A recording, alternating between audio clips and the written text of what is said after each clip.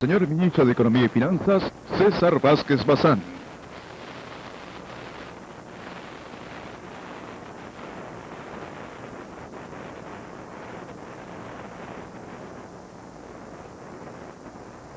Quisiera iniciar esta exposición retrotrayéndome un año atrás y contestando a la pregunta de qué es lo que recibíamos aquellos que tuvimos el honor de ser llamados al gabinete ministerial presidido por el doctor Luis Alberto Sánchez.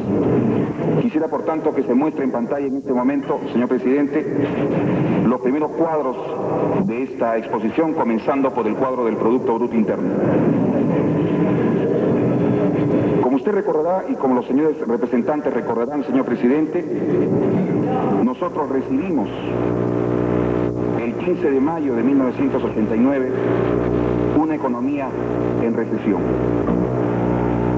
Pero es importante aclarar, señor presidente, que esta recesión no era casual, provenía de un programa de ajuste que se comenzó a llevar a cabo en septiembre del año 88, un programa de ajuste que tuvo que llevarse a cabo en virtud de que el Perú tenía problemas en su sector externo y en su sector fiscal. Quisiera, por tanto, recordar algunas de las cifras de crecimiento mensual del Producto Bruto Interno. En octubre del año 88, el Producto Bruto Interno tenía una tasa negativa de crecimiento del orden de menos 24%, comparado con respecto a octubre del año 87. En noviembre, esta tasa creció a 32% negativa. En diciembre, a 31%. En enero, menos 15%. En febrero, menos 26%. En marzo, menos 23%. Y en abril, menos 19%. Abril del año 89. Entonces, en primer lugar, señor presidente, recibimos una economía que, como consecuencia del ajuste económico de septiembre del año 88, estaba en recesión. En materia de inflación, ¿qué es lo que sucedía?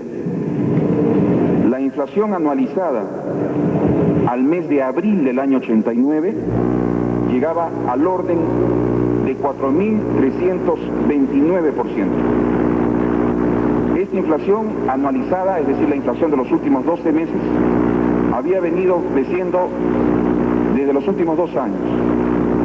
En mayo, justamente en el mes en que iniciamos nuestra gestión, la inflación de los últimos 12 meses llegó a 5.150%. Quisiera recordar que entre diciembre del año 88 y abril del año 89, las inflaciones mensuales que tuvimos nosotros superaron el 40%. Y superaron el 40% en diciembre en 41.9%, enero 47.3%, febrero 42.5%, marzo 42% y abril 48.6%. Esto tampoco fue casual. Era consecuencia de una serie de ajustes en tarifas, en tipo de cambio y en otras variables macroeconómicas que había sido necesario introducir con la finalidad de corregir sobre todo el sector externo de la economía. Llego entonces a una segunda conclusión.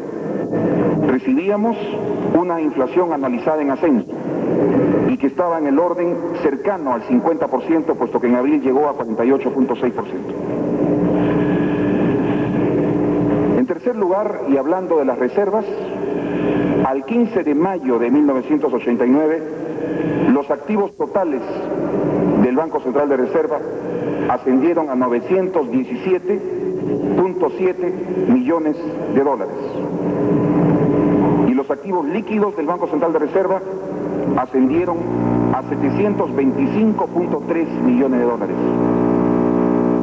Esta caja de reservas había sido reconstituida justamente como consecuencia del programa de ajuste. Debo recordar que en algún momento, meses atrás, los activos líquidos del Banco Central de Reserva habían estado bordeando los 300 millones de dólares. Y como consecuencia del difícil programa económico que se comenzó a realizar a partir de septiembre del año 88, se reconstituyeron esas reservas o comenzaron a reconstituirse. Esas fueron las cifras entonces, señor presidente, en cuanto a los activos del Banco Central de Reserva. Sin embargo, cabe hacerse y formularse una pregunta que ha sido motivo de inquietud, de discusión y de crítica durante los últimos tiempos. La pregunta es muy sencilla. ¿Por qué el gobierno utiliza el concepto de activos totales y activos líquidos del Banco Central de Reserva como un indicador de la liquidez internacional a corto plazo del país? ¿Por qué no utiliza el concepto de reservas internacionales netas, tradicional u ortodoxo? Frente a esta pregunta, la respuesta es muy sencilla. Las reservas internacionales netas, definidas en el sentido ortodoxo del término, implican, con signo positivo, activos internacionales, y con signo negativo, los pasivos internacionales, activos y pasivos de corto plazo, es decir, realizables en el lapso de 12 meses.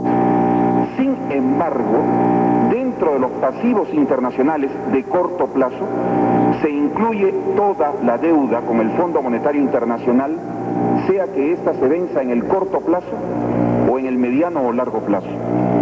Por eso es que distinguidos economistas como el propio Richard Webb mencionaban que no es un adecuado indicador de la liquidez internacional de corto plazo de un país el concepto de reservas internacionales, y que más bien el concepto de activos líquidos es el concepto más valedero para entender el nivel de reservas con el cual puede operar un país. Esa es la razón técnica por la cual nosotros hemos manejado este concepto. Y algo más, algo que normalmente se olvida, me refiero a los términos del intercambio. ¿Qué se esconde detrás de este concepto algo rebuscado de términos del intercambio? Términos significa precios, e intercambio significa comercio internacional. El índice de términos del intercambio no es sino un índice que en el numerador tiene los precios de nuestras exportaciones y en el denominador los precios de nuestras importaciones. Si es que nosotros examinamos el índice de términos del intercambio, encontraremos que sobre una base 100 en el año 1985, estos términos del intercambio fueron decayendo hasta el año 87, cuando llegaron a 75.7, con una leve recuperación en el año 1988 a 86.1, y nuevamente con una leve caída en el año 89 a 83.0. Los términos del intercambio, señor presidente, no son manejados por nuestro país. Son los precios normalmente en nuestras exportaciones que tienen que enfrentarse muchas veces a precios deprimidos. Y muchas veces también tenemos que enfrentarnos con importaciones que año a año van subiendo poco a poco en sus precios internacionales. Así pues, que no se olvide que otra de las dificultades que hemos tenido que afrontar es este deterioro en el índice de términos del intercambio. Pero a pesar de ello, hemos podido enfrentarnos con estas dificultades. Quisiera también, señor presidente, hacer frente a una segunda pregunta que se formula. Esta pregunta se refiere a la constitución de nuestros activos. Como se sabe, los activos del Banco Central de Reserva están constituidos por oro, por plata y por divisas. Es una norma elemental diversificar esta cartera de activos en oro, plata y divisas.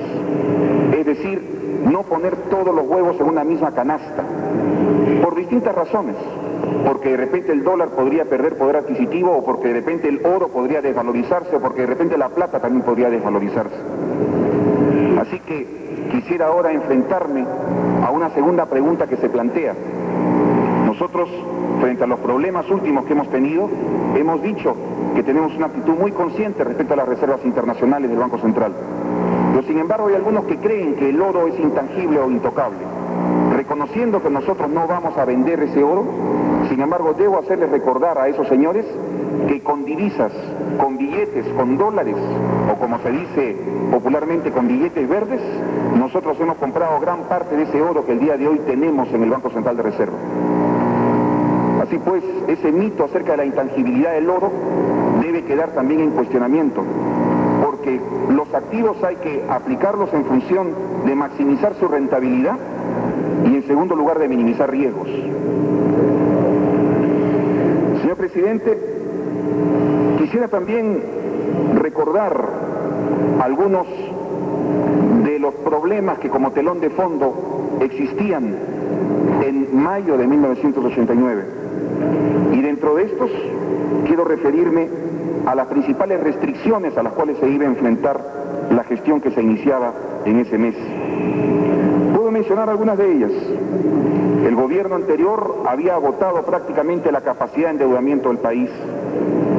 Vivíamos además, como ya lo he mencionado, una situación de términos de intercambio deteriorados. El gobierno contaba con una fuerte oposición por parte de los grupos de poder económico. Comenzábamos a vivir una polarización electoral y más aún se comenzaba ya a pensar en un nuevo gobierno y en la política económica del nuevo gobierno y cómo habría que precaverse frente a la política económica de un nuevo gobierno.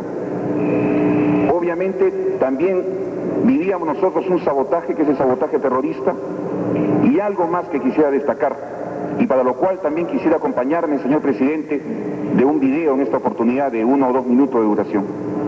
Me refiero al estado de las expectativas, porque ahora es muy fácil decir que hay 1900% de inflación anualizada, pero cuando comenzamos la gestión había gente que decía que la inflación iba a ser de 8000% y que el tipo de cambio estaría en 30.000, 40.000 o 50.000% y que prácticamente el juicio final o el apocalipsis estaba a la vuelta de la esquina para el caso del Perú. Se hablaba que la inflación iba a ser 8000%, que el tipo de cambio estaría en 30.000 o 40.000%, que la recesión llegaría a niveles totalmente incontrolables.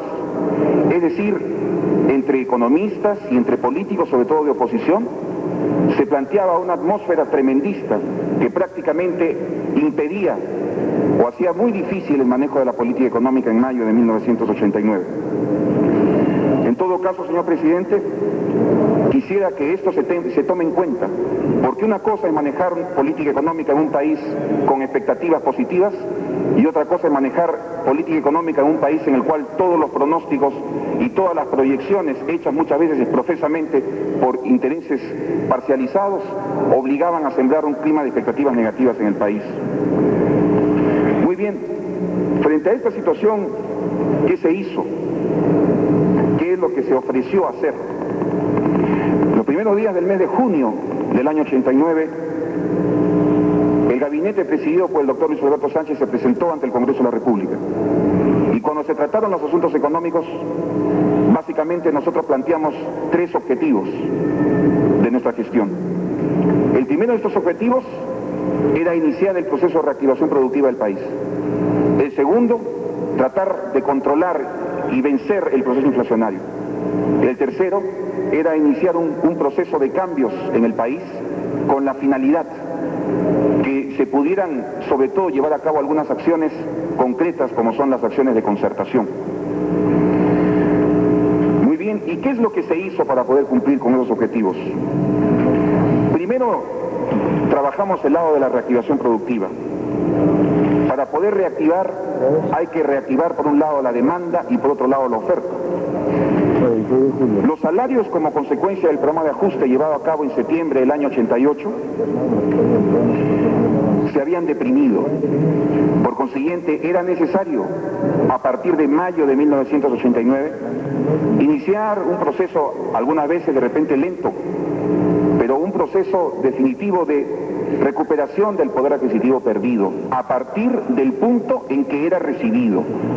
Porque ningún miembro del gabinete era un superhombre como para poder duplicar o triplicar los salarios en 1, 2, 6 u 8 meses. Así que lo primero que se afirmó y se dijo es que había que iniciar un proceso de reactivación de demanda por la vía de los salarios. Y en segundo lugar, había que reactivar la oferta productiva. Y para reactivar la oferta productiva era fundamental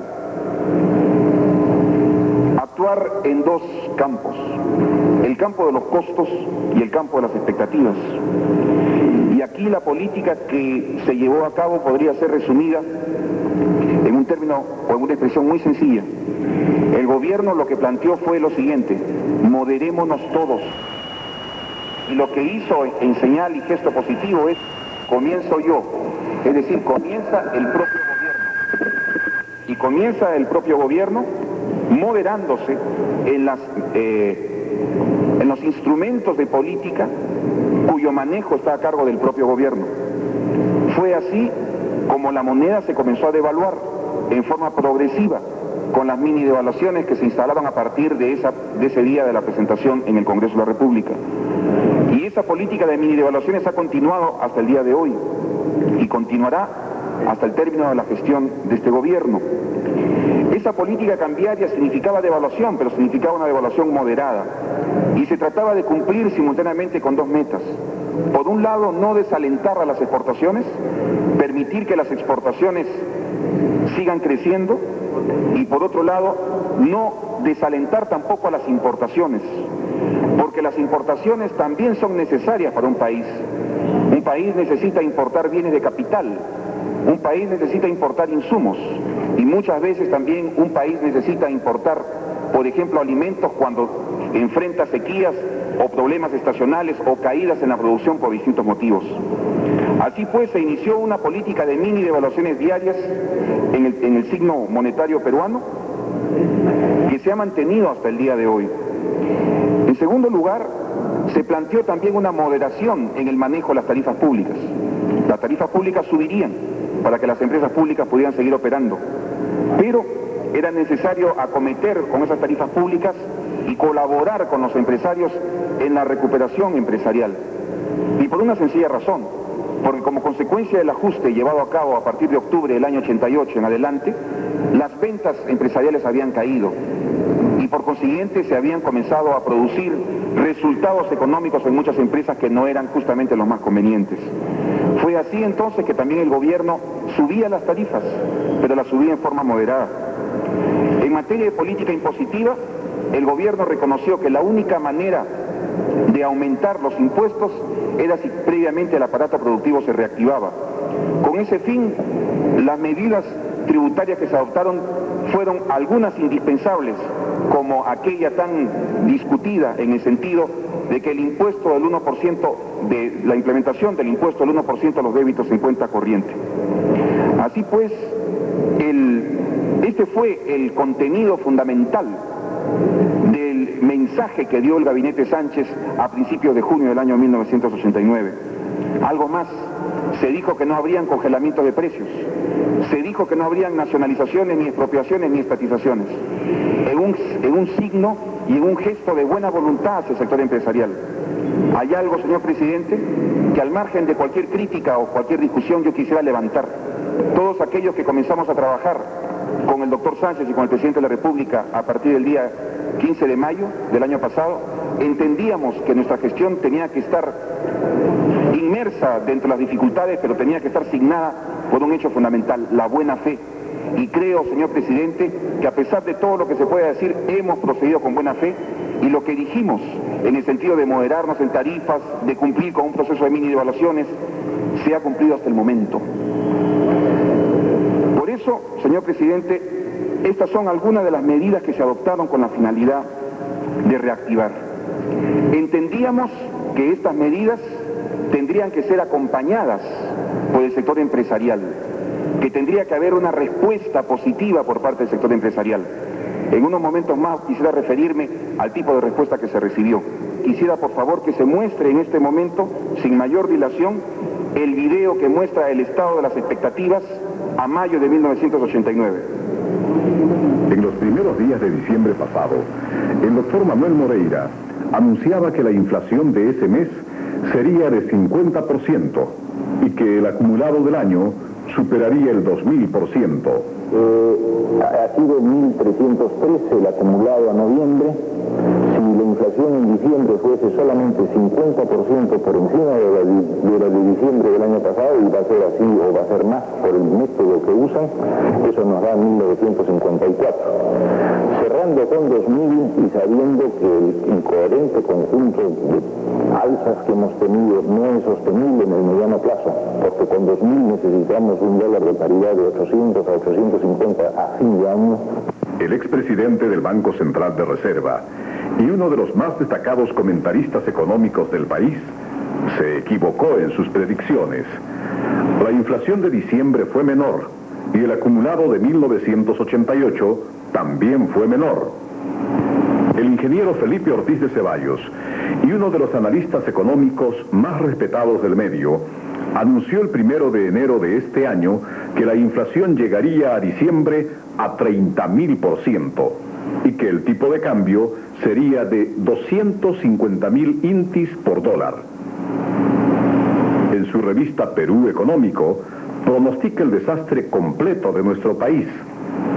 De acuerdo a sus predicciones, en este mes de junio, la inflación acumulada debería estar superando 1.600% y el dólar callejero debería costar 21.000 intis. En enero pasado, el exministro de Economía y actual senador de la República, Javier Silva Ruete, anuncia que la inflación de 1989 estaría entre 6.000 y 36.000%. Silva Ruete, que es otro de nuestros más experimentados economistas, señalaba en esa oportunidad que habrá una fuerte alza en los precios de los productos alimenticios. Como para garantizar que sus pronósticos se cumplan, sus anuncios fueron destacados en uno de los diarios de su propiedad. En sus comentarios dominicales, el señor economista Guido Penano Allison también suele formular algunos pronósticos sobre la inflación, el tipo de cambio y la posición de nuestras reservas. ¿Y el dólar? ¿Qué pasaría con el dólar en ese mes de julio? Porque tendríamos que tener un dólar acorde con esta inflación de 35% mensual. Y miren ustedes, la situación de inflación, si es que no se corrige, podría llevar el dólar, ese que ahora está estable, en el mes de julio, a 5.000 intis por dólar. Otros distinguidos economistas y parlamentarios compiten en proponer sus más altas cifras. El diputado Fernando Sánchez Albavera, por ejemplo, afirmó el 3 de mayo de 1989 que la inflación será de 8.000% y que el dólar costará 25.000 intis a fin de año. De acuerdo a sus predicciones, en este mes de julio, la inflación acumulada debería estar superando 800% y el dólar debería costar cerca de 7.000 intis. Las expectativas se han acentuado en estos últimos días, sobre todo por algunas versiones periodísticas. Así, por ejemplo, un diario vaticinó que la inflación de junio sería de 35%, tomando como base los datos del Grupo Apoyo. Sin embargo, para ese mes, el mismo Grupo Apoyo calculó una inflación de 29.6%. En otro diario, se publicó que el índice de precios al consumidor dado a conocer por el Instituto Nacional de Estadística fue de 23.1%. Ambos diarios en ningún momento compararon sus vaticinios con la realidad. Los anuncios sensacionalistas sobre precios y tarifas, y en fin, la serie de cifras y proyecciones que se difunden diariamente, tienen un negativo impacto en la economía nacional y han determinado todo un comportamiento ciudadano de incertidumbre y desaliento. Presidente, este es un video de junio de 1989. Yo he querido traerlo acá para que se recuerde, señor presidente, cuál era el estado de las expectativas. Se pronosticaba 8.000%, 35.000 intis el dólar y tantas cosas más. Yo no veo que en una democracia efectuar este tipo de pronósticos sea malo, pero evidentemente cuando se efectúan este tipo de proyecciones, esto trae consigo que los empresarios se prevean y que no trabajen con los costos con que deberían trabajar, sino protegiéndose de un futuro apocalipsis que afortunadamente no ha llegado durante este gobierno. Ahora quisiera, señor presidente, mostrar qué es lo que se ha logrado en medio de las dificultades por las cuales atraviesa el país. Quisiera, por tanto, señor presidente, que se examine el cuadro número 10. ¿Qué se ha logrado con las medidas diversas de política económica que hemos implementado? Es cierto que nosotros vivimos una recesión, producto del ajuste económico, pero esa recesión, señor presidente, llegó hasta el mes de septiembre de 1989. partir del mes de septiembre del año 89, el Perú nuevamente volvió a crecer. Y esto es algo que debería satisfacer a todos los peruanos, por encima de cualquier bandería política o por encima de cualquier interés económico.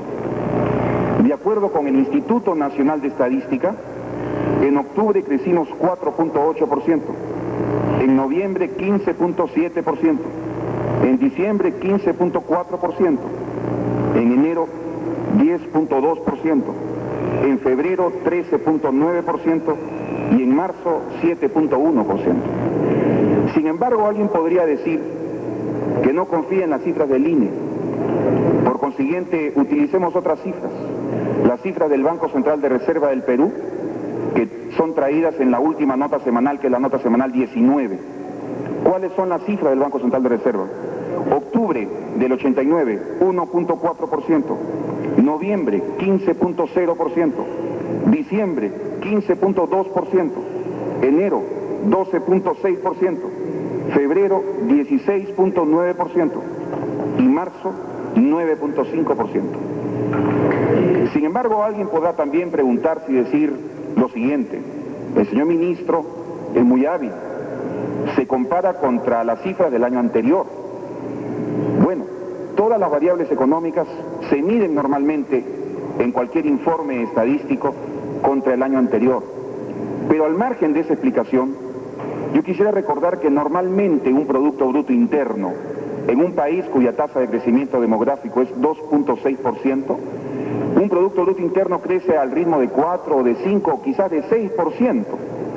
Aquí nosotros estamos recuperándonos y justamente una muestra de esa recuperación son las elevadas tasas de crecimiento que se están logrando en los últimos meses. Claro está, nosotros aquí navegamos con viento en contra, porque sensiblemente muchas veces el crecimiento de la producción tarda en notarse físicamente. Pero lo cierto es que la manufactura, la construcción y el comercio, entre otros sectores, se han reactivado en los últimos meses. Y puedo decir objetivamente, sin utilizar adjetivos, sin utilizar ningún tipo de engaño ni artificio, que de acuerdo con el Instituto Nacional de Estadística y de acuerdo con el Banco Central de Reserva del Perú, el Perú ha podido vencer la recesión. Hace 6 meses que estamos creciendo, a pesar que reconocemos que atravesamos dificultades. Y esto es algo, es un signo positivo, es un hecho positivo concreto que debería al menos alegrar a todos los peruanos, insisto, por encima de cualquier bandería política o por encima de cualquier interés económico. Sin embargo, surge una pregunta. ¿Por qué usted, señor ministro, compara las cifras de marzo del 90 con las cifras de marzo del 89? ¿O por qué compara usted la cifra de febrero del 90 con la cifra de febrero del 89? Nuevamente mi respuesta será doble. En primer lugar, porque es la forma normal de trabajar de los institutos que efectúan este tipo de mediciones, llámese Instituto de Estadística o llámese Banco de Reserva. Y en segundo lugar, porque esa forma de medir el Producto Bruto Interno se apoya en 3 factores que se pueden ver en el siguiente cuadro, que son, en primer lugar, la estacionalidad de la oferta. Todos los meses no tienen la misma estacionalidad. Hay momentos, por ejemplo, en que se produce más preparándose para las ventas de mitad de año o para las ventas de fin de año. En la agricultura también las producciones tienen una cierta estacionalidad. Además, obviamente hay una heterogeneidad de la demanda a través del tiempo y hay ciertos factores sociales como festividades que hacen que todos los institutos, llámese de estadística o Banco Central, midan así en forma normal y técnica la variación mensual del Producto Bruto Interno. Así pues, señor presidente, quiero expresar que reconociendo que nosotros atravesamos dificultades, la economía peruana ha crecido y que eso es algo positivo y que es algo objetivo. En segundo lugar, hay que referirse a la inflación. La inflación en estos meses, señor presidente, y esto se puede apreciar en el siguiente cuadro, la inflación en los meses de gestión entre mayo del 89 y abril del 90 ha tenido un comportamiento bastante marcado. Entre mayo de 1989 y noviembre de 1989, la inflación estuvo en el orden de los 20%. En mayo fue 28, por ejemplo, y en noviembre fue 25.8%. Sin embargo, a partir de diciembre y hasta el mes de abril, con la sola interrupción del mes de enero, la inflación se ha colocado en niveles de 30%. Estos niveles evidentemente preocupan, pero también hay que recordar que no se ha podido vencer dos cosas que son fundamentales: un clima de expectativas que sigue siendo negativo y un problema con los costos.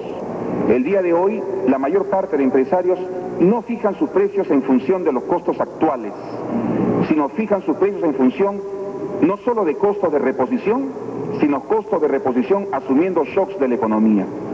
En esas condiciones prácticamente ellos han sobreadelantado sus precios, protegiéndose ante una eventualidad que espero yo no ocurra en el país.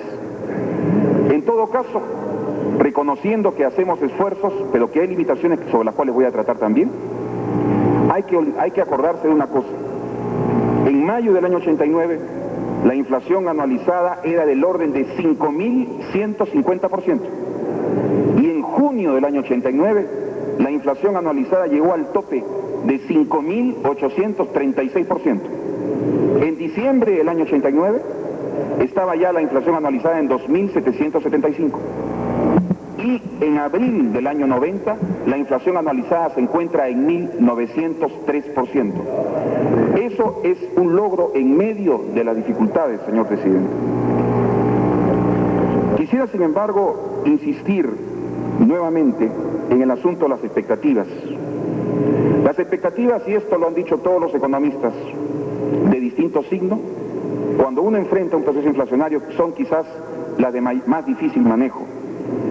Nosotros hemos vivido no solamente las presiones de costos, sino también esas predicciones, las declaraciones de algunos políticos, que con justa razón lo pueden hacer, insisto, porque nos honra vivir en una democracia con plena y total libertad de expresión, que es obviamente una demanda constitucional, pero ha sido algo que ha cumplido exprofesamente el gobierno y lo cumplirá hasta el día 28 de julio.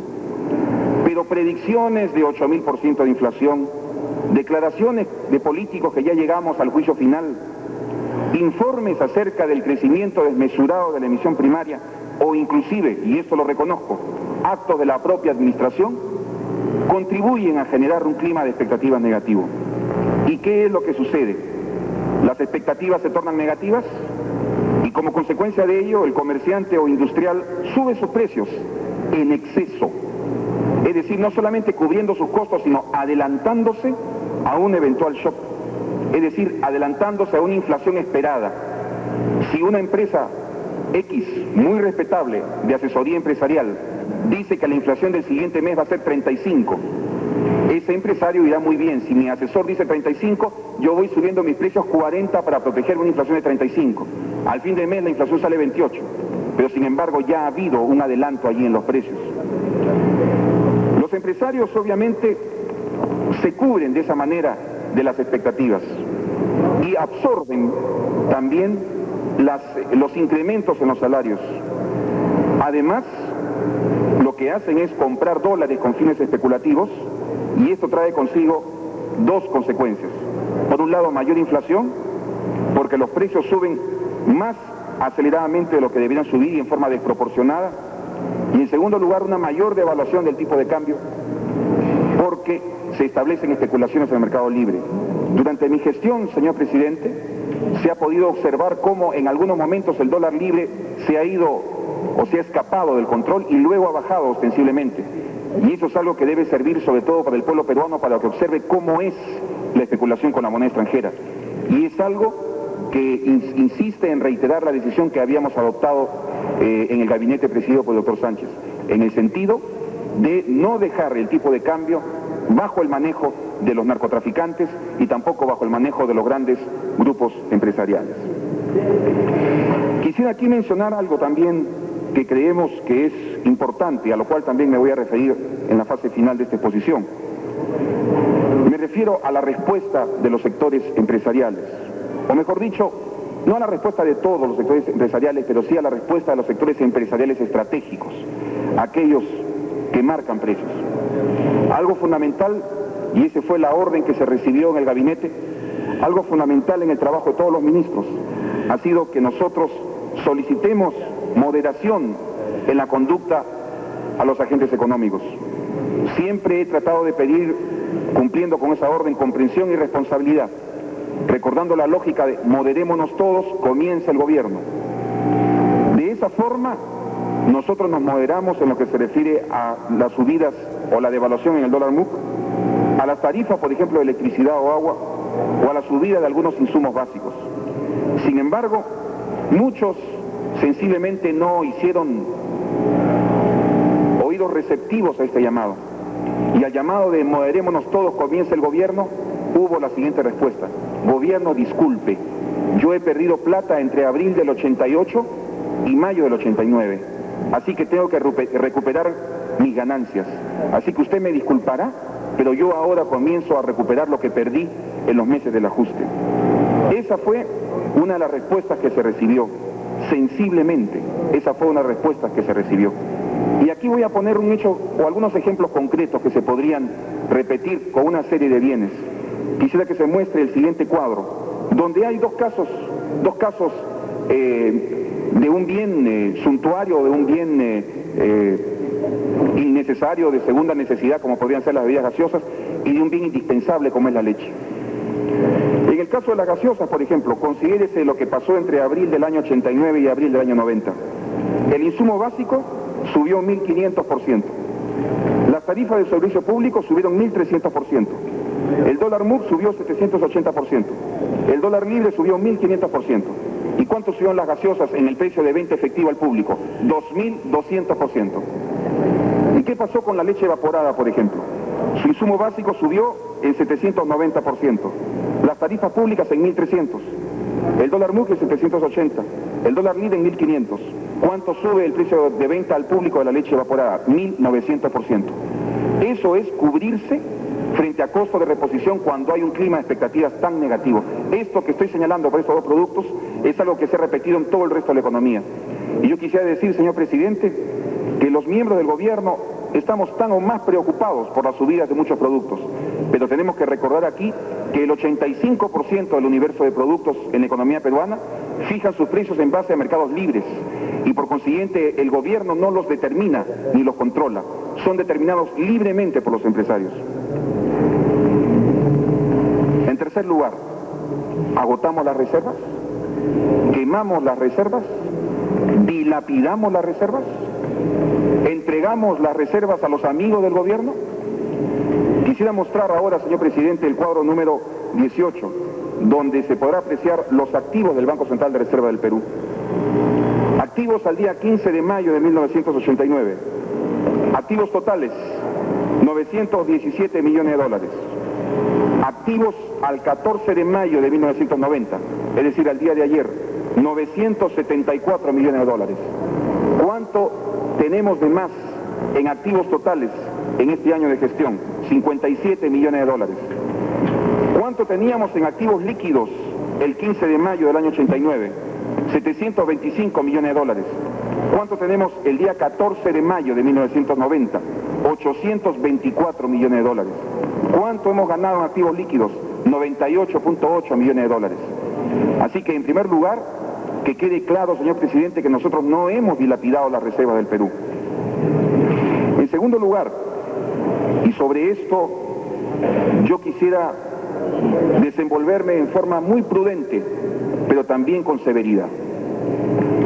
En los últimos meses hemos entregado información a la opinión pública acerca de un problema que vive el país. Me refiero a la demora en la entrega de divisas por exportadores, sean estos empresas privadas o públicas. ¿Por qué el ministro de Economía está preocupado en este tema? ¿Porque tiene acaso algún interés contra alguna empresa? No. Porque al ministro de Economía, como a cualquier peruano responsable, lo que le interesa es que ingresen las divisas al país. Muy bien. En el siguiente cuadro, llamado Divisas por entregar al 30 de abril de 1990, señor presidente, se va a retratar un problema que tiene el día de hoy la economía peruana y para el cual quisiera hacer un pedido formal en esta reunión. El último jueves sesionó el directorio del Banco Central de Reserva del Perú. Y en ese último jueves, la administración del Banco Central presentó el último listado de compromisos pendientes de entrega de moneda extranjera. Voy a indicar cuáles son los rubros de ese listado. Al 30 de abril de esa lista, al 30 de abril de 1990, esa lista tenía compromisos pendientes de entrega de moneda extranjera por 726 millones de dólares. Sin embargo, de esos 726 millones de dólares, hay que deducir, en primer lugar, los montos vencidos en proceso judicial por defraudación por cobro indebido de CERTES. Esto llega a 82 millones de dólares y esto se viene acumulando hace muchos años. Quisiera hacer la siguiente aclaración. Estos 82 millones de dólares algún día deberían ingresar a la economía peruana, pero es obvio que como están sometidos a un proceso judicial, pueden tardar algún tiempo, quizás meses o años, en poder ser recuperados. Sin embargo, de los 726 millones de dólares, tenemos que recortar 82 millones de dólares por procesos judiciales por defraudación por cobro indebido de CERTES. Tenemos que descontar otros 57 millones de dólares porque hay montos vencidos sujetos a regularización, sea por convenios recíprocos, por exoneraciones, etc. Además, hay un saldo pendiente de Petroperú de 174 millones de dólares, que se debe a 55 millones de dólares por operaciones de permuta y 119 millones de dólares por operaciones de comercio compensado. Hay además montos vencidos relacionados con los convenios de regularización de pago de la deuda externa por 11 millones de dólares. Y finalmente, en la cuenta futuras exportaciones, en la cuenta intangible de futuras exportaciones, hay 113 millones de dólares. Por consiguiente, del total de 726 millones de dólares que aparece en esa lista, nos quedamos con un neto de 287 millones de dólares en compromisos de entrega de moneda extranjera pendientes de entrega al Banco Central de Reserva del Perú al día 30 de abril de 1990. Por este motivo, señor presidente, el ministro de Economía se ha dirigido al señor presidente del Banco Central solicitándole que ponga en práctica algunas medidas para corregir algunos problemas de índole administrativa que existen en ese Banco Central y que podría resumir. Por ejemplo, las exportaciones tradicionales que deberían ser efectuadas de forma tal de que sean cobradas prácticamente a la vista, es decir, con cartas de crédito irrevocables y confirmadas, estas exportaciones tradicionales, muchas de ellas se han permitido realizar con la modalidad no de cartas de crédito o crédito documentario, sino con la modalidad de documentos en cobranza.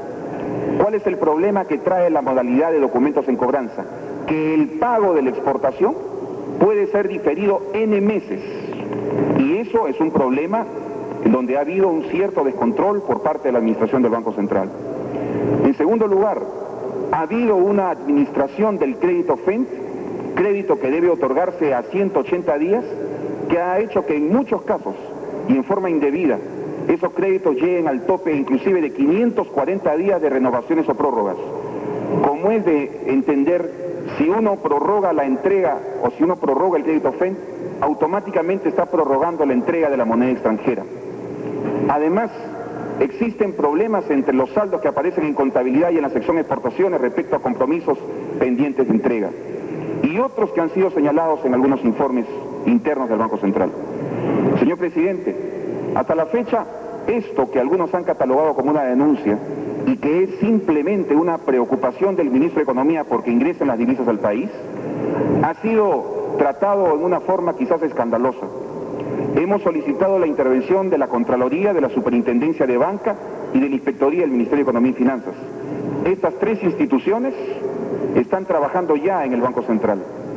Pero me adelanto a pedir y formular, señor presidente, esta sugerencia, que el Senado de la República debería instituir una comisión para investigar por qué estos compromisos pendientes de entrega de moneda extranjera no se han realizado hasta el momento. Y debo decir algo más, señor presidente. Debo decir que como ministro de Economía haré todos los esfuerzos posibles porque estos dólares ingresen a la economía peruana en el periodo en que han debido ingresar. Porque nosotros no, por supuesto que sí, todos sean estos de empresas públicas o privadas, porque al ministro de Economía no le interesa qué empresa haya exportado, lo que le interesa es que esos dólares que legalmente han debido ingresar al país, ingresen ya al país. Ese es un problema, insisto, señor presidente, por el cual solicito a este honorable Senado de la República la formación de una comisión que investigue y de esta forma promueva que estos dólares ingresen al país rápidamente. Pero algo más, algo que muchas veces no se toma en cuenta.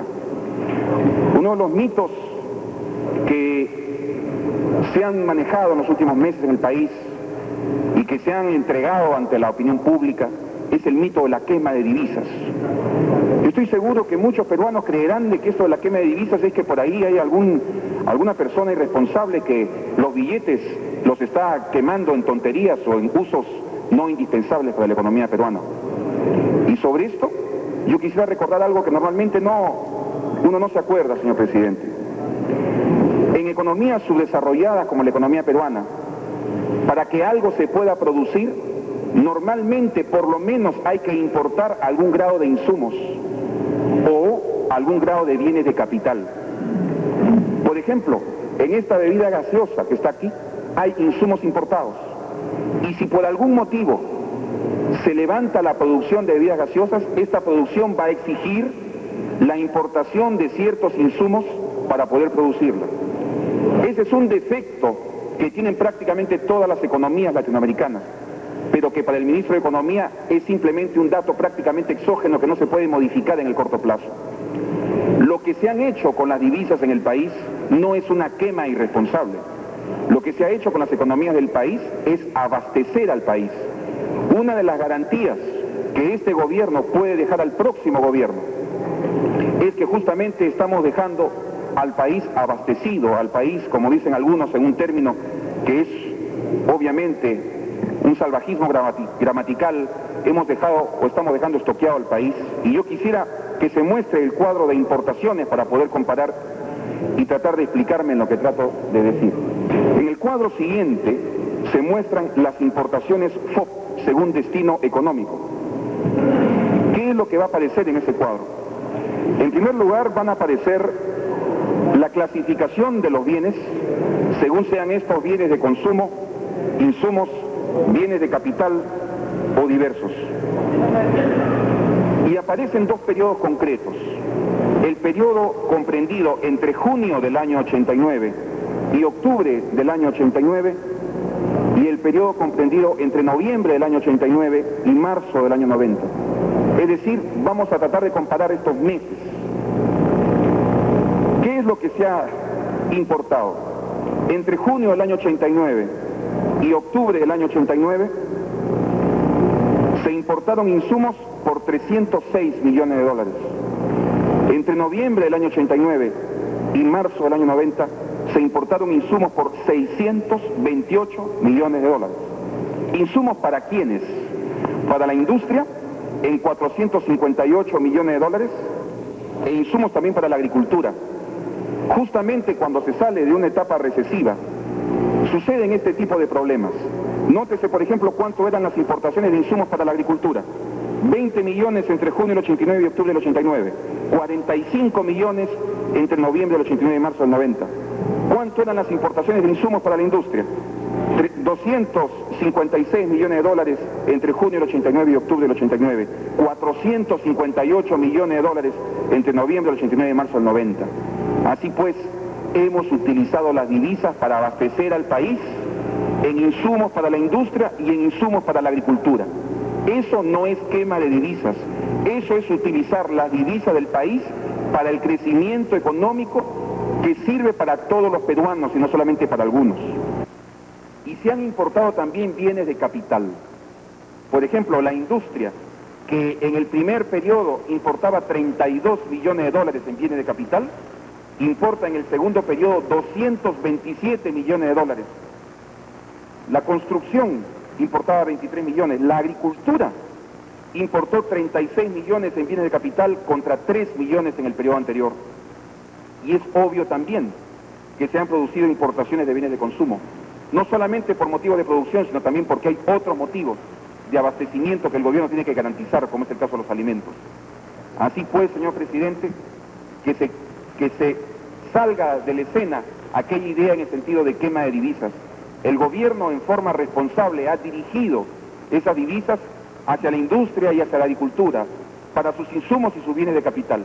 Eso no es quema de divisas, señor presidente. Esa misma información se puede ver en los dos gráficos siguientes. Muy bien. ¿Y qué pasó con las exportaciones? Porque por ahí también se comienza a afirmar que las exportaciones están cayendo como consecuencia de la política económica del gobierno. Muy bien. El cuadro llamado ingresos de divisas por exportaciones, que se comenzará a mostrar en este momento, nos muestra algo bien interesante. En el año 89, nosotros hemos tenido un promedio mensual de ingresos de divisas del orden de los 290 millones de dólares. Y ese promedio se ha mantenido prácticamente en forma aproximada entre enero y marzo. En el mes de abril hubo una sensible caída por dos factores. El primero de ellos porque hubo una huelga en ENAPU Perú, y el segundo de ellos porque hubo un retraso en la entrega de moneda extranjera por parte de los exportadores. Esto ya ha sido regularizado. Al día 11 de mayo de 1990, el ingreso de divisas de los últimos 20 días, no de los últimos 30 días, sino de los últimos 20 días, nos indica 220 millones de dólares. Así pues, aquellos que afirmen que han caído los ingresos de divisas por exportaciones están equivocados. Veamos ahora la balanza comercial. La balanza comercial nos muestra que en el año 89 efectivamente tuvimos un saldo bastante importante en esta balanza, un saldo récord de 1.747 millones de dólares. Y en los dos primeros meses del año, como consecuencia justamente que hubo que abastecer el país de insumos y de bienes de capital, la balanza comercial se tornó negativa en esos 2 meses. Sin embargo, ya en el mes de marzo se ha logrado revertir esa tendencia, y en el mes de marzo la balanza comercial llega a 64.6 millones de dólares. Hay un dato más, del cual el Instituto de Comercio Exterior nos lo recuerda. Las exportaciones no tradicionales, que son las exportaciones básicamente de manufactura, al primer trimestre del año 90 han llegado a 267 millones de dólares. Esta cifra del primer trimestre del año 90 es muy alentadora. ¿Por qué? Porque en el primer trimestre del año 89 la cifra fue 206 millones, en el primer trimestre del 88 179 millones, en el primer trimestre del 87 159 millones y en el primer trimestre del 86 152 millones. Del 152 millones del primer trimestre del año 86, estamos en 267 millones en el primer trimestre del año 90. A pesar de todas las críticas fundadas o infundadas que puedan existir respecto a las políticas adoptadas en cuanto a tipo de cambio, CERTEX u otros mecanismos de promoción de las exportaciones. Así pues, señor presidente, quisiera resumir este tercer punto. Tenemos más activos totales y líquidos que cuando iniciamos la gestión, con tendencia creciente. Hemos roto la recesión y tenemos 6 meses de crecimiento, y el país está abastecido de insumos y de bienes de capital. Muy bien, pero ¿y qué sucedió con las remuneraciones? ¿Qué sucedió con los ingresos de la población? Yo quisiera ahora, señor presidente, evaluar en forma concreta cifras. ¿Cuáles son estas cifras? Comencemos con la primera de ellas, el ingreso mínimo legal. En abril del año 89, el ingreso mínimo legal era de 60.000 intis. En abril del año 90, el ingreso mínimo legal era de 1.400.000 intis. ¿Cuánto creció el ingreso mínimo legal? 2.233%. ¿Y cuánto fue la inflación entre abril del 89 y abril del 90? 1903%. ¿Hubo inflación? Sí, señor, la hubo. Pero el gobierno cumplió con su promesa y el gabinete cumplió con su promesa, dada desde la presidencia del doctor Luis Alberto Sánchez, de que los ingresos serían defendidos. Contra una inflación de 1903%, se incrementaron los ingresos en 2.233%. ¿Y qué pasó en el sector público? En el siguiente cuadro se podrán ver la evolución de los ingresos de la administración pública. ¿Qué sucedió con esta evolución de los ingresos de la administración pública? Un director de ministerio en abril del año 89 ganaba 204.405. En abril del año 90, un director de ministerio gana 5.359.805. Sus ingresos se han incrementado en 2.522%. Un profesional A ganaba en abril del año 89 172.000 limpios y en abril del año 90 3.792.000. Es decir, ha habido un incremento de los ingresos de 2.103%. Un técnico A en abril del año 89 ganaba 120.000 intis. En abril del año 90 gana 3.096.000 intis. El incremento de los ingresos es de 2.463%. Un auxiliar A en abril del año 89 ganaba 100.200 intis. En abril del año 90 gana 2.675.000, con un incremento de sus ingresos de 2.570%. Quisiera que se observe, señor presidente, que todos los incrementos en ingresos superan al 1.903% de inflación habido entre abril del año 89 y abril del año 90. ¿Qué pasó con el Magisterio Nacional, cuya ley de profesorado será cumplida religiosamente por el gobierno? El magisterio con título profesional nivel 8, un director de colegio, 183.000 intis en abril del 89, 3.792.000 intis en abril del 90, un incremento de 1.962%. Nivel 5, promedio, en abril del año 89, 133.400 intis. En abril del año 90, 3.450.000, incremento de 2.487%. Un nivel 1, recién incorporado, 110.900 intis en abril del 89. 2.995.000 intis en abril del año 90, incremento 2.601%. Así pues, señor presidente, en el sector público hemos cumplido con defender el poder adquisitivo. ¿Y qué pasó con otros sectores de la población? El Banco Central de Reserva publica un índice que es el índice de los ingresos reales de servicio de mano de obra intensiva. Cuando tomamos el ministerio en mayo del 88, mejor dicho, en abril del año 89, perdón, el índice estaba en 58.8.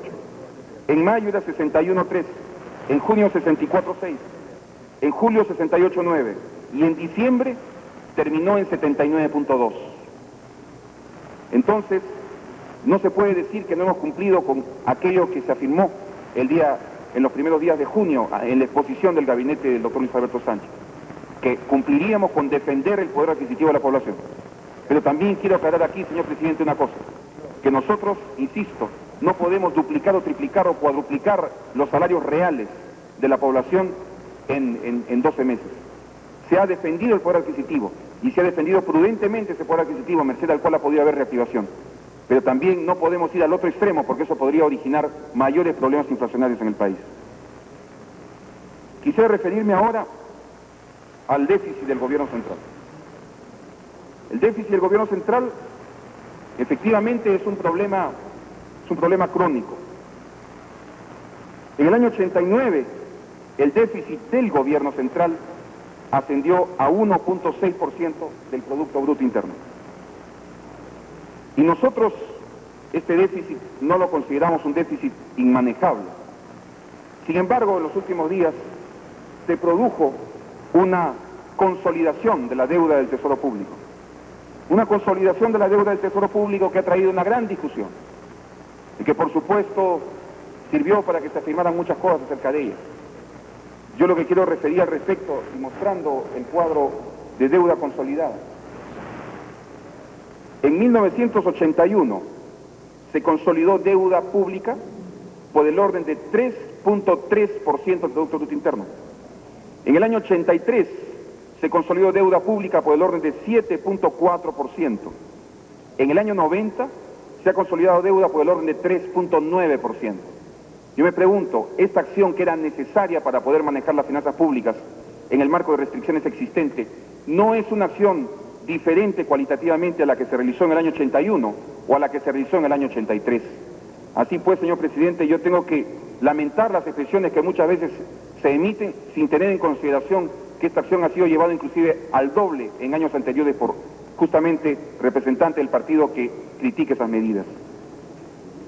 Hay algo también, señor presidente, que quisiera mencionar. Me refiero al sabotaje, porque nosotros no hemos podido medir muchas veces los efectos económicos del sabotaje terrorista.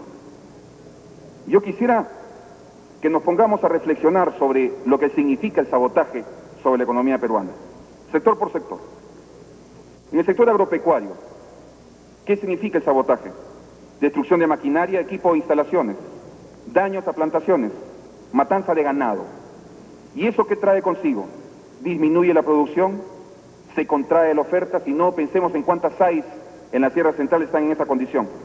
Obviamente, si disminuye la oferta de alimentos, hay una tendencia al aumento en el precio de los alimentos por la escasez. ¿Qué pasa en energía y minas? Se destruyen torres e instalaciones eléctricas, se asalta y se destruye centros mineros. ¿Qué es lo que trae consigo esto? Desabastecimiento de energía, paralizando a la industria y paralizando al comercio, paralizando a la banca. Disminuye la producción sectorial, en el caso minero, lo cual trae consigo pérdida de divisas al país. En transportes y comunicaciones, se destruyen puentes, se bloquea carreteras, se dañan redes de comunicación. ¿Y eso que trae consigo? Que se contraiga la oferta productiva, que se contraiga la oferta de alimentos, que aumente el precio de estos por la escasez. En la industria del comercio, ¿cuáles son los daños? Se efectúan atentados a instalaciones comerciales, financieras e industriales. Y la falta de energía eléctrica trae consigo muchas veces que muchas industrias o comercios no puedan funcionar adecuadamente. Se paralizan así las actividades y se disminuye los respectivos PBI sectoriales de la industria, del comercio y de la banca. Y en defensa nacional y orden interno, estos actos de sabotaje traen consigo un incremento del gasto público. Se efectuó una cuantificación inicial a cargo de la Presidencia de la República de lo que han significado estos daños entre 1985 y 1989. Esto llega a 1.287 millones de dólares, que tienen que salir muchas veces bien del gobierno central, o bien de las empresas públicas, o bien de las empresas públicas apoyadas por el gobierno central. Cuando se habla entonces de déficit fiscal, que no se olvide que el Perú sensiblemente tiene que sufrir este sabotaje, que ese sabotaje cuesta, y que tiene que costarle, en este caso, al gobierno central. Quisiera también tratar el asunto de los combustibles. Y para esto, señor presidente, quisiera recordar el día 23 de abril del año 89, cuál era la estructura del precio de venta al público de la gasolina de 84 octanos. Del precio de venta al público de la gasolina a 84 octanos, el Tesoro Público en abril del año 89 se llevaba el 66.3%, Petroperú el 23%, Rodaje y el Fondo de Financiamiento de Transporte Terrestre 3.3%, y el margen de comercialización 7%. En esa época, en abril del 89, decir que el gobierno utilizaba a Petroperú para cobrar impuestos era decir una verdad, porque el 66% del precio de la gasolina iba para el Tesoro Público. ¿Cuál es la situación al 4 de mayo de 1990? Petroperú ahora recibe el 70.3% del precio de venta al público de la gasolina. El margen de comercialización para los griferos es de 19%, Rodaje y Fofit es 9.8%, y el Tesoro Público 0.8%. Así que aquí quisiera señalar o relevar dos cosas. Primero, aquel que diga el día de hoy que el Tesoro Público utiliza los combustibles para recaudar impuestos, sencillamente se está equivocando, porque el Tesoro Público solo recauda menos del 1% del valor de venta al público de la gasolina como parte para el erario fiscal. Y en segundo lugar, a pesar de eso, se han tenido que producir, sobre todo en las últimas dos oportunidades, en los últimos 2 meses, incrementos en los combustibles elevados. Esos incrementos en los combustibles elevados han sido entregados totalmente a Petroperú. Deseo indicar que desde mayo del año pasado todos los aumentos en el precio de los combustibles van íntegramente a Petroperú y que en el caso del último aumento hecho significó 320.000 millones de intis adicionales que fueron íntegros a Petroperú. Así que aquellas personas que afirmen que cuando se sube la gasolina es porque el erario fiscal necesita más dinero o más fondos se equivocan. Ahora bien, algo que debería pensar el Honorable Senado de la República es si es que con la finalidad de promover a las regiones no debiéramos, por ejemplo, generar algún tipo de ingreso para los gobiernos regionales para poder satisfacer su funcionamiento y sus gastos de inversión a partir del precio de los combustibles. Sin embargo, creo yo que el gobierno central ya no debe percibir los ingresos que eventualmente podrían aprobarse en lo que se refiere a un aumento de precios de los combustibles, sino deben ser, en todo caso, en el supuesto que eso se tenga que hacer, deberían ser entregados íntegramente a los gobiernos regionales para asegurar su funcionamiento y su desarrollo. Quisiera hablar ahora de la emisión primaria. En el cuadro número 38 se muestra la emisión primaria. La emisión primaria que muchas veces es tan criticada y objeto de anuncios acerca de billones y billones y billones de INTI. Cada mes se anuncian maquinazos gigantescos y cada mes también se presentan ante la opinión pública hechos que obviamente traen consigo una elevación en las expectativas negativas. La emisión primaria, medida en porcentaje del Producto Bruto Interno en el año 89, ascendió a 6.9%. Y esta emisión primaria medida así no es significativamente distinta, por ejemplo, de la emisión primaria del año 81, 7.4%, del año 82, 5.2% del PBI, o del año 83, 5.6% del PBI. Medida en millones de dólares al tipo de cambio del mercado paralelo, la emisión primaria en el año 89 fue por el orden de 617 millones de dólares.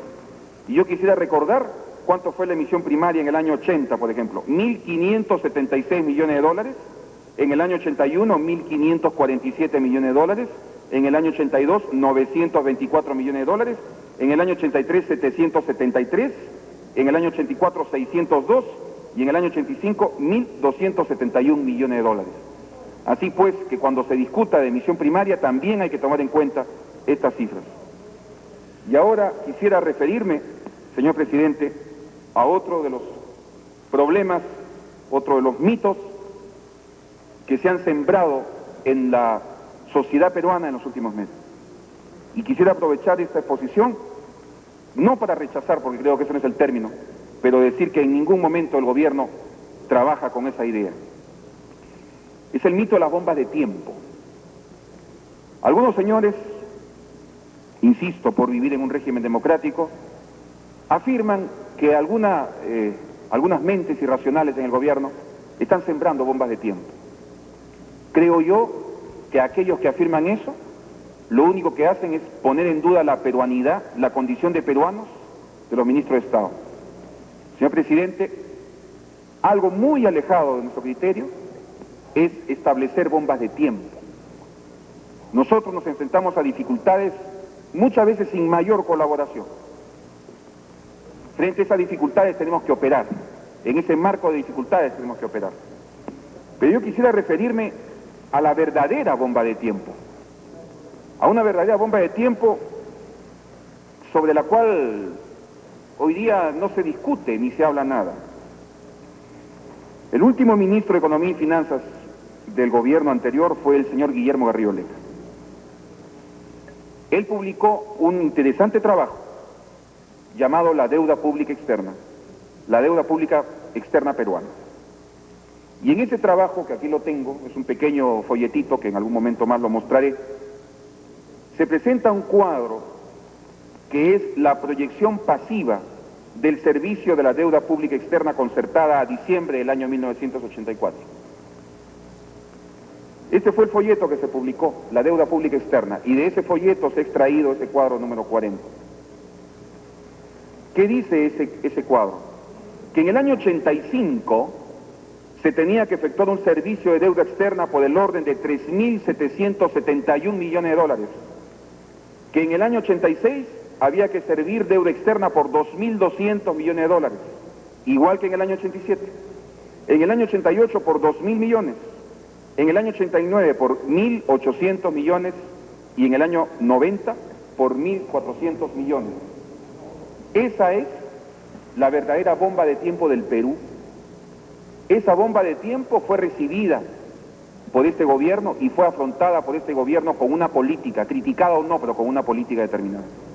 Pero creo yo que nadie podrá negar que el gobierno anterior podrá haber tenido muchos pros, pero tuvo un contra, que fue sobreendeudar al país. Y eso no lo digo yo, eso lo dice el propio señor Guillermo Garrido Leca en la página 6 de la deuda pública externa. Aquí dice el señor Garrido Leca lo siguiente: en este frágil contexto, 1984 fue un año crítico para el Perú, porque no se pudo pagar casi el 80% del servicio de la deuda pública externa. Como se señala anteriormente, el Perú había obtenido durante los últimos años recursos adicionales y reprogramaciones del servicio de su deuda con el exterior, lo que había permitido mantener elevados desequilibrios tanto en las cuentas fiscales como en la cuenta corriente de la balanza de pagos. Sí, es cierto. Estas fueron las bombas de tiempo que recibió silenciosa y calladamente este gobierno y que tuvo que afrontar, y sobre las cuales la recibió sin ninguna queja y ninguna murmuración, y afrontó el problema. Nosotros en ningún momento utilizamos el argumento tan sencillo y demagógico de hablar de bombas de tiempo. Pero si en realidad aquí quiere hablar alguien de bomba de tiempo, señor presidente, la primera bomba de tiempo a la cual hay que hablar es la deuda externa. Y si queremos hablar de deuda externa, señor presidente, entre agosto de 1980 y julio de 1985, el Perú concertó, o mejor dicho, el gobierno del Perú concertó deuda por 7.911 millones de dólares. Y no solo concertó, y además recibió desembolsos por 8.000 millones de dólares de deuda externa. Yo me pregunto si eso es responsabilidad en el tratamiento de un tema. Y también aquí inmediatamente viene a colación el problema con el Fondo Monetario Internacional y el problema con los organismos internacionales. Al 31 de marzo de 1990, la deuda vencida con el Fondo Monetario Internacional llega a 626.2 millones de dólares. Perdón, 626.2 millones de derechos especiales de giro, DEG, traducido a dólares, al tipo de cambio de 1.30 dólares por DEG, 815 millones de dólares. Muy bien, pero la pregunta que uno se formula es: ¿quién pactó esta deuda con el Fondo Monetario Internacional? ¿El gobierno militar en su segunda fase? En agosto del año 1979 firmó un acuerdo de stand-by por 248 millones de derechos especiales de giro. En junio del año 82, el gobierno de esa fecha firmó un acuerdo ampliado por 265 millones. En junio del 82 también un servicio de financiamiento compensatorio por 199.9 millones de dólares. En abril del 84 un stand-by por 30 millones de dólares. Y en mayo del 84 recibió un servicio de financiamiento compensatorio por 74.7 millones de dólares. En total, el gobierno anterior recibió 569.6 millones de derechos especiales de giro del Fondo Monetario Internacional. Y la dictadura militar en su segunda fase firmó otros 248 millones de dólares de derechos especiales de giro. Así que cuando se pide responsabilidad en el tratamiento con el Fondo Monetario Internacional, quiero decir, señor presidente, que la primera responsabilidad por firmar esa deuda la tienen esos gobiernos. Y con las negociaciones que se han llevado a cabo, sobre todo con la gestión del ingeniero Abel Salinas, se ha logrado que el Perú no sea expulsado como querían algunos del Fondo Monetario. Persistimos nosotros en el Fondo Monetario y pagamos a partir de septiembre del año 89 en adelante nuestros vencimientos. Pero esa deuda anterior, esa deuda tendrá que ser sometida, obviamente, a un proceso de algún tipo, dentro de lo que se está tratando actualmente con el Fondo Monetario Internacional. Yo quiero rechazar entonces aquellos argumentos que afirman que hemos tenido irresponsabilidad en el trato con esta institución. Yo me pregunto quién es responsable, el que firmó y recibió los dólares o los derechos especiales de giro, o aquel que simplemente recibió la cuenta informándole que tenían que ser pagada esa cuenta durante el gobierno de 1985 a 1990. Quisiera además mencionar, porque siempre en estas sesiones, señor presidente, nos encontramos con un distinguido senador, un gran economista, con el cual hemos tenido algunos debates en los cuales sensiblemente no nos hemos podido encontrar frente a frente, porque normalmente han habido algún tipo de problemas que han originado su ausencia. Me refiero a la gestión de la dictadura militar en su segunda fase. Y me refiero a la gestión militar, a la gestión de la dictadura militar en su segunda fase, porque hoy día se predican cosas que entre el 78 y el 80 no se hicieron. Por ejemplo, hoy día se dice, inclusive me acuerdo del expresidente del Banco Central de Reserva del Perú, el doctor Moreira, que en un corto televisivo informaba que él va a reducir la inflación a 10% anual. Yo me pregunto, ¿y por qué no la redujo en el año 78, cuando fue 73.7% en el año? ¿O por qué no la redujo en el año 79, cuando fue 76.7%? ¿O por qué no la redujo en el año 80, cuando fue 60.8% en el año? ¿Por qué no la redujo a 10%? Teniendo acuerdo con el fondo, firmado, teniendo excelentes precios de exportación y no teniendo un parlamento a quien rendir cuentas por la gestión realizada. En segundo lugar, se habla mucho de dólar realista y de tipo de cambio realista. En el año 78 la inflación fue 73%, la devaluación fue de 55%. En el año 79 la inflación fue 66% y la devaluación fue 28%.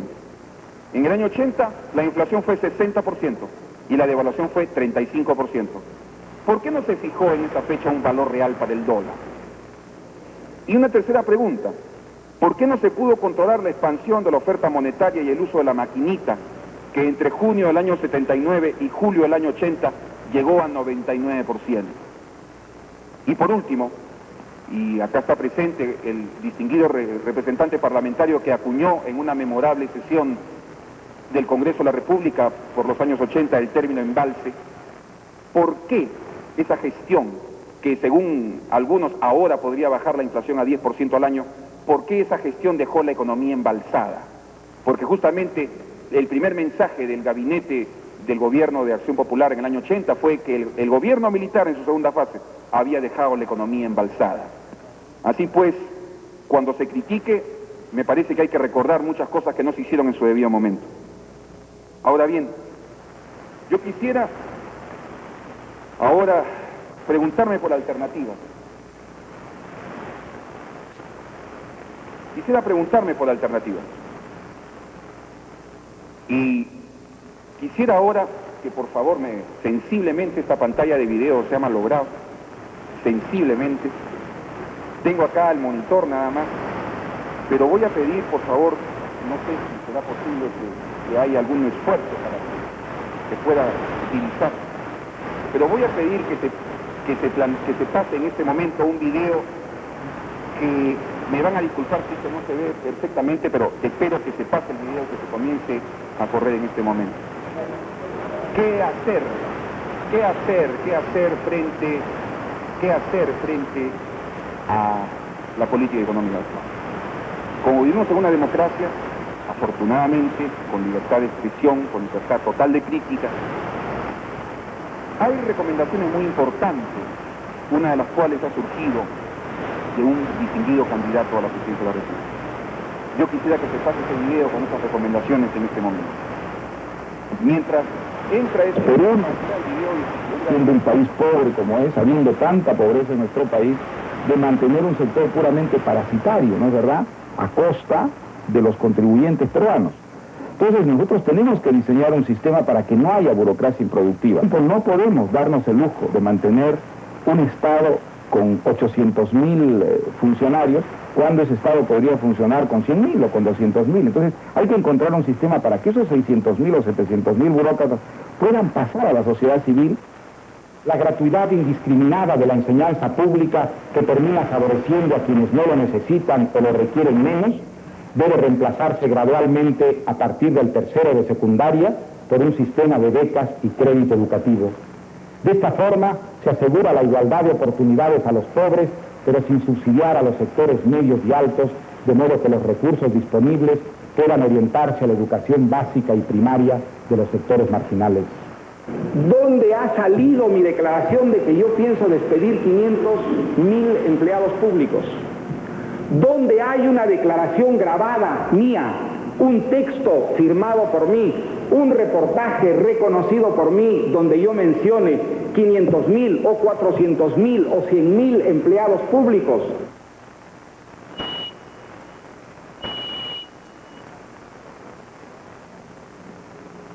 Efectivamente, el aparato público peruano está compuesto no por 800.000 personas, sino por 741.000 personas, pero voy a precisar. Es el personal civil del gobierno central, 741.000 personas. ¿Cómo se divide ese personal civil?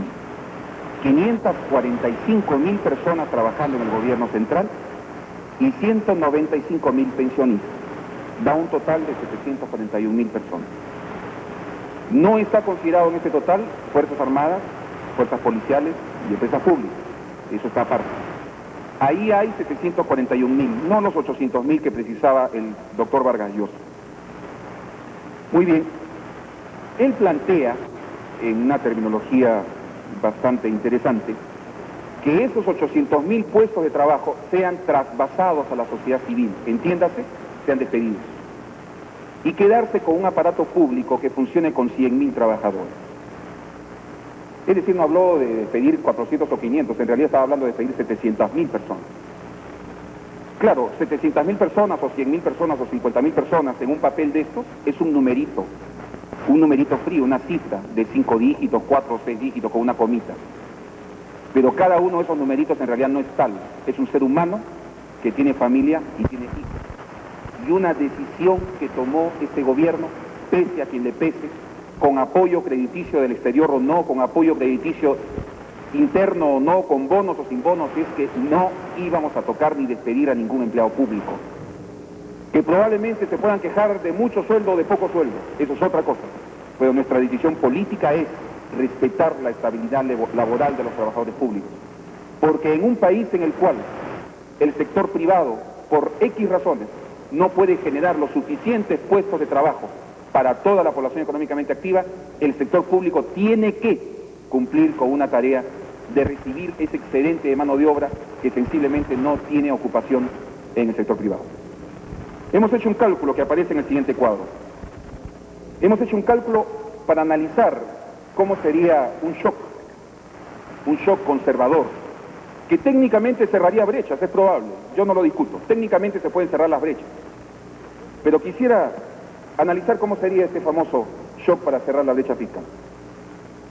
Por ejemplo, el shock conservador despediría 245.000 servidores, no 700.000, solo 245.000. Con eso se ahorra 1 billón de intis. Claro, se ahorra 1 billón de intis al mes. A cambio de eso, hay 245.000 familias que se quedan sin ingresos. En segundo lugar, el shock lo que haría sería inmediatamente aplicar un incremento de precios a los combustibles, por ejemplo, de 81%. Si uno sube los combustibles 81% y todo se le entrega al Tesoro Público, no a Petroperú, sino al Tesoro Público, ahí hay otro billón de intis, y van 2.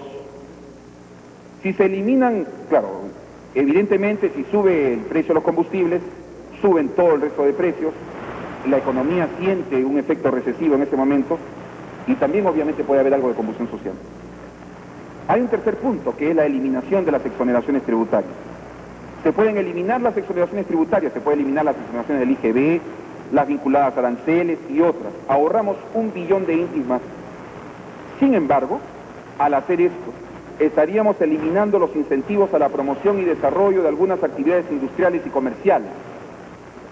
Estaríamos eliminando, por ejemplo, incentivos a selva o a frontera o a la canasta de consumo básico popular. Pero ahí hay otro billón de intis.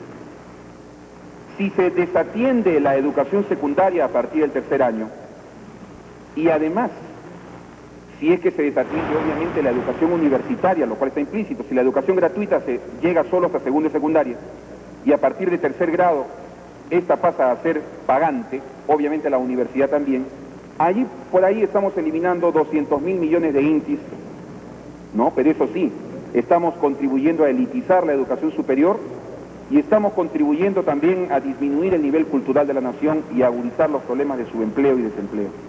Por último, si suspendemos unos cuantos proyectos, Chavimochi, país, gobiernos regionales, corporaciones, si hacemos algún tipo de suspensión allí de gastos, ahorramos otros 800.000 millones de intis. En total, 4 billones de intis. Mensuales, así es. 4 billones de intis mensuales. Con lo cual he cumplido mi labor como técnico, es decir, cerré las brechas. Pero la pregunta es, y los que quedan en el camino, y las obras públicas y los empleados que quedan en el camino, y la educación. Yo me pregunto, señor presidente, ¿cuántos de nosotros, comenzando por quien habla, tienen que agradecer a la educación gratuita, su educación universitaria, por ejemplo? Así pues, señor presidente, este gobierno tomó su elección. Tuvimos que aceptar un determinado grado de inflación, pero nosotros no íbamos a producir un shock de esa naturaleza, o como se le llame, ajuste, o medidas de corrección, o como se le llame. Porque nosotros entendemos, señor, que para tomar medidas de política económica no solo hay que tener en cuenta variables de orden económico, sino variables de orden social, de orden político, que no significa variables de orden partidario y variables de orden cultural. Esa fue nuestra decisión. Que nos ha costado inflación, sí es cierto, nos ha costado inflación, pero ese fue el camino que siguió este gobierno, señor presidente, y algo en lo cual nos deberíamos poner de acuerdo todos los peruanos, incluyendo a los que propusieron ese shock conservador, es que ese shock nunca se llega a dar en el Perú, señor presidente. Hay algunas otras medidas de ajuste que se podrían tomar. Hay gente que habla de tipo de cambio a valor de 70.000 índices. Hay otros que hablan de eliminar el impuesto a los débitos en cuenta corriente, de sincerar precios. Hemos hecho algunas corridas, como se dice vulgarmente en el ambiente de computación, y esto originaría al 15 de mayo del año 90, si es que se realizara un shock conservador en el Perú, que el precio del azúcar estaría a 28.000 intis, en los fideos a granel a 54.000, la unidad de pan a 3.500, la gasolina 84 a 86.000 intis el galón, la gasolina 95 a 104.000 intis el galón. Es lógico. Si el dólar va a estar a 70.000 en un shock conservador, la gasolina debe costar $1.20, esto es 84.000 intis. El gas de 24 libras, 263.000 intis, y me canso de dar estas cifras y no quiero cansarlos a ustedes, que es lo principal, señor presidente. Así pues, cuando uno toma medidas de política económica, no solamente tiene que considerar variables técnico-económicas, sino también variables sociales y políticas. Algo más, señor presidente, no es lo mismo aplicar un shock sobre un organismo que está totalmente fuerte y vigoroso, que con respecto a un organismo que recién tiene 6 meses de recuperación productiva, que recién tiene 6 meses en los cuales, a pesar de todas las expectativas negativas y de todos los problemas, y tomando las acciones que nos hemos visto obligados a tomar, este enfermo se está recuperando poco a poco. Pero a este enfermo que tiene 6 meses de recuperación, aplicarle un shock conservador en este momento. Yo me pregunto, señor presidente, ¿a dónde se conduciría el Perú social y políticamente? Por ejemplo, ¿qué pasaría si se eliminan las exoneraciones a selva? ¿Qué pasaría en la selva? ¿Qué pasaría si se eliminan las exoneraciones en frontera? ¿Qué pasaría si un galón de gasolina costase 84.000 intis? Así pues, que gane quien gane la elección, pero la política económica, sea cual fuera el ganador, no debe ni puede ser una política de shock, porque creo que allí se llevaría al Perú a una convulsión económica, social y política de resultados impredecibles. Y hay que recordar algo más, señor presidente, para terminar, y disculpe usted la demora en esta exposición.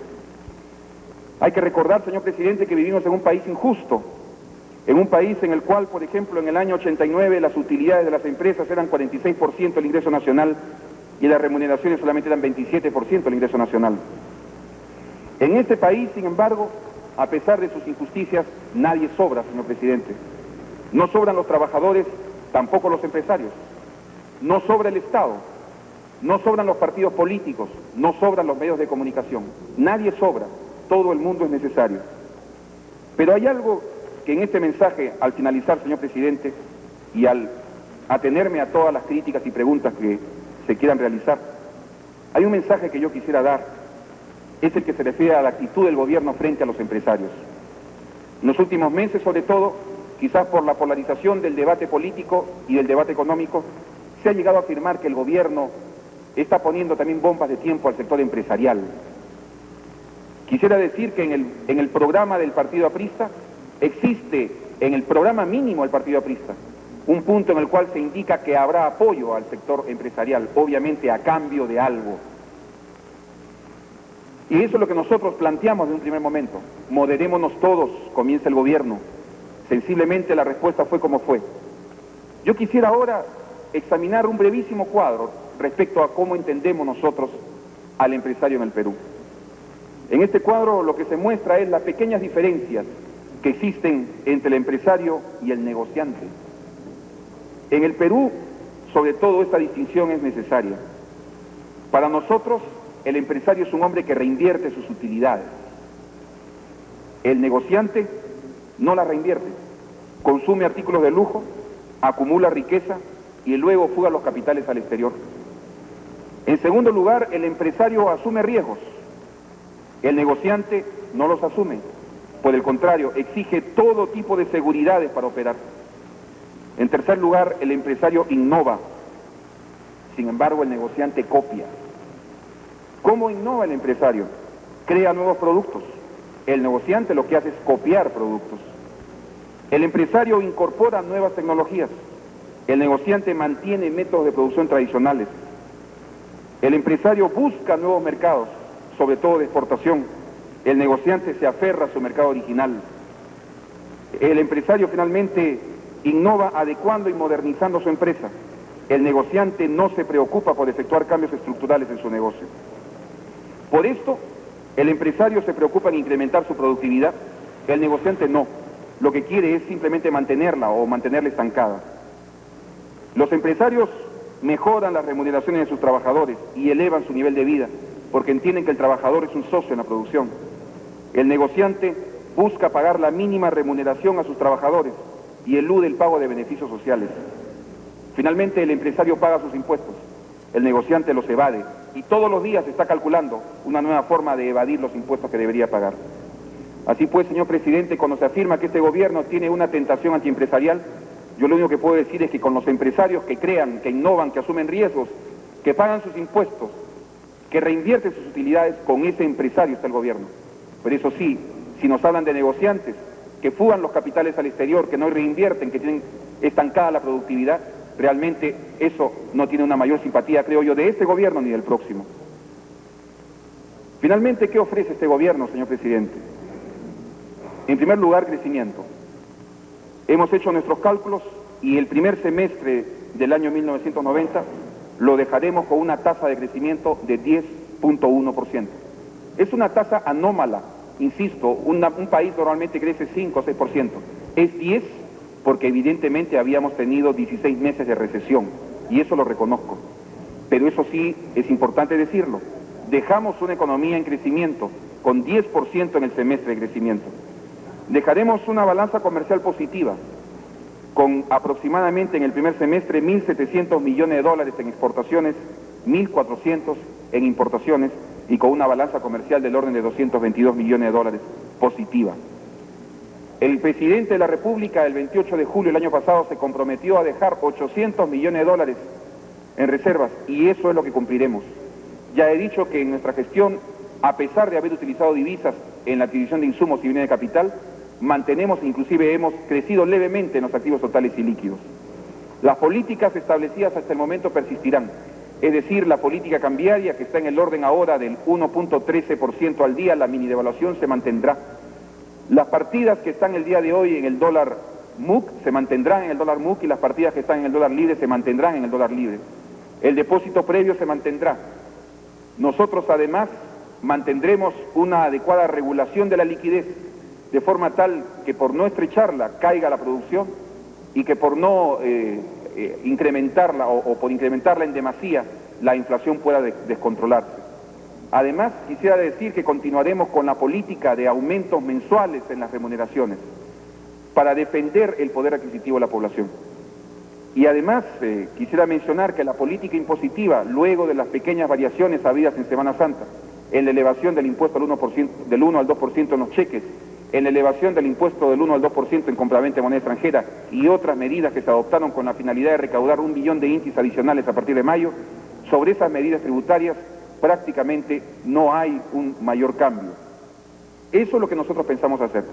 Y quisiera terminar, señor presidente, esta exposición agradeciendo a usted y a todos los señores parlamentarios haber tenido la paciencia de haberme escuchado. Y quisiera aventurar un pequeño mensaje no solamente a los peruanos, sino también a los economistas, a la juventud y también a los candidatos, a todos ellos. Nuestra propia experiencia nos indica que el Perú tiene posibilidades de salir de nuestra situación. Estamos creciendo y tenemos reservas. Hay algunos desajustes o incorrecciones que se pueden corregir progresiva y gradualmente. si es que nos ponemos de acuerdo. Pero, señor presidente, uno de los grandes problemas que hemos tenido es, entre otros, por ejemplo, que un día hay críticas muy duras en contra del embalse de las tarifas públicas. Al día siguiente, cuando se indexan las tarifas públicas, todo el mundo dice, hay un grave guay con las tarifas públicas. Es decir, el mismo que decía que las tarifas estaban embalsadas, al día siguiente se queja de que han subido. Un día se afirma, hay que parar la liquidez y hay que parar la maquinita. Al día siguiente se dice, no hay liquidez y deben soltar la maquinita porque no hay liquidez en la economía. Así prácticamente no se puede gobernar. Por eso, señor presidente, un nuevo gobierno, una nueva legitimidad, va a permitir, entiendo, concertar a partidos políticos, concertar a trabajadores, a empresarios, y además a dos sectores que normalmente nunca son llamados en una concertación y que planteo que sean llamados. En primer lugar, los medios de comunicación. Los medios de comunicación, dentro del marco de la más estricta libertad de prensa, deben participar en una tarea de concertación. Porque si se tienen que tomar determinado tipo de medidas en un sentido o en otro, no es probable, es poco probable que estas medidas puedan tener éxito si es que hay una crítica prácticamente muchas veces en forma destructiva en contra de las medidas que se adoptan. Los medios de comunicación deben participar en esta concertación y algo más, los formadores de opinión pública, porque hay personalidades, historiadores, economistas, sociólogos, que por su propia figura pública, sus opiniones tienen una gran importancia en el país. La gran tarea es algo que Aya de la Torre llamó el Congreso Económico y que algunos llamarán el Consejo de Economía Nacional o el Consejo de Participación, que no lo hemos podido realizar. Y no lo hemos podido realizar porque hemos vivido una atmósfera enrarecida por el ambiente electoral y una atmósfera enrarecida por un debate muchas veces suicida en posiciones económicas y políticas. El Congreso Económico o la concertación, como se le llame, es el gran camino que tiene el Perú por delante. El día de hoy, por ejemplo, narro una anécdota. Tenemos que instalar el Consejo Nacional de Comercio Exterior del CONSEX. Ayer recibí una carta de 3 distinguidos exportadores, amenazándome con que si se instala el CONSEX antes de producirse variaciones en la Ley de Comercio Exterior, seríamos sometidos a recurso de amparo. En estas condiciones es muy difícil gobernar, señor presidente. Esperemos que con un nuevo gobierno, con una nueva legitimidad, estos problemas menores, estos problemas que se podrían considerar de política menor puedan ser superados por el bien del país. Y en todo caso que se sepa, señor presidente, que se ha trabajado aquí con la mejor intención, con la mejor buena fe, y se ha aceptado y se aceptará hasta el último día de gestión absolutamente todas las críticas, a pesar que muchas de ellas implican un alto contenido de demagogia y de injuria. Se tiene que aceptar porque esa es la democracia y eso es lo que nos enseñó Aya de la Torre. Y el mejor mensaje que nosotros podemos dejar finalmente, señor presidente, en ese contenido de nuestra gestión, en este ministerio tan difícil, en el cual se sabía que iban a haber muchas más críticas que voces a favor, es que dejamos una economía creciendo, la dejamos con reservas, dejamos un nivel de inflación probablemente en el orden de 30%, pero que se pueda acometer con concertación gradual y por sobre todo, que se cumpla aquel deseo que han tenido los grandes estadistas peruanos de haber superado los problemas del Perú con el acuerdo entre todos los peruanos. Eso es lo fundamental el día de hoy. Muchas gracias.